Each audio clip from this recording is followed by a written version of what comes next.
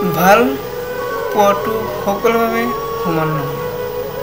কাৰণটো হ'ল কোনোবাই ভাবে love is just for enjoy, কোনোবাই ভাবে টাইম পাছ, আৰু কোনোবাই জীৱন দি প্ৰমাণ কৰে লাভ ইজ নট ফান। আজিকালি মানুহবোৰ কয়নে নিজ ভালে জগত ভাল। এইটো মোৰ মতে সম্পূৰ্ণ মিছা কথা। কাৰণটো হ'ল আপুনি যিমানে ভাল হ'ব মানুহে আপোনাক সিমানে ঠকি যাব। যদি আপোনালোকৰ মোৰ ভিডিঅ'টো ভাল লাগে তেনেহ'লে এটা কমেণ্ট কৰিব, এটা শ্বেয়াৰ কৰিব। তোমালোকে যদি সুখী হ'ব বিচাৰে তেনেহ'লে 5টা কথা মনত ৰাখিব। নম্বৰ 1, অতীতৰ কথা পাহৰি যাওক। নম্বৰ 2, বৰ্তমান সৈতে জীয়াই থাকক।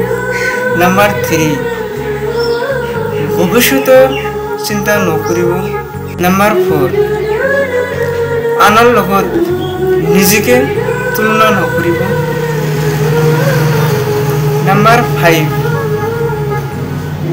বেলেগৰ কথা লাগি নিজৰ কাম আদাতে এৰি নিদিব। এইখিনি যদি তোমালোকৰ মনত ৰাখি ৰাখা তেনেহ'লে নিশ্চয় তোমালোকৰ সকলোবোৰ সুখী হ'ব। আজিকালি যিটো ভাল পোৱা হয় এইটো ভাল পোৱা মিছা কথা। মই এটা বাস্তৱ কথা কওঁ, ল'ৰা হওক বা ছোৱালী হওক তোমালোক কোনো মাইণ্ড নকৰিব। আৰু এই বাস্তৱ কথাটো হ'ল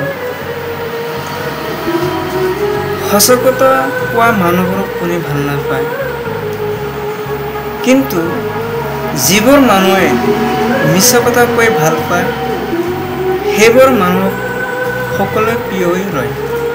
আৰু এটাই বাস্তৱ, আৰু এটাই দুনিয়া। কি আজব।